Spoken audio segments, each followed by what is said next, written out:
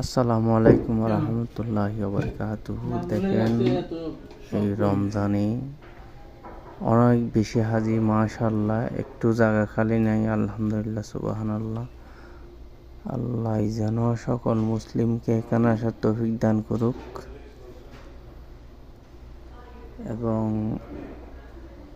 আল্লাহ যারা এই রমজানে উমরা করতে আসছে তাদেরকে সবাই আল্লাহ কবুল করুক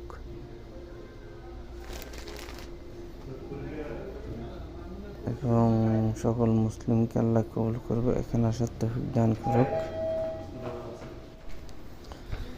ইনশাআল্লাহ।